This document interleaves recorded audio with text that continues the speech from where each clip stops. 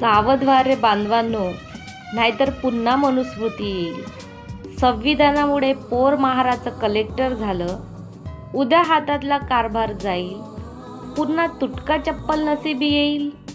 सावध व्हा रे बांधवांनो, पुन्हा मनुस्मृती येईल.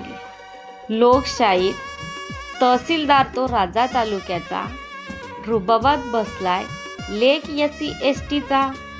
पुन्हा त्याच्या हातामध्ये डपडे पकालीच येईल. सावध व्हा रे बांधवांनो, पुन्हा मनुस्मृती येईल.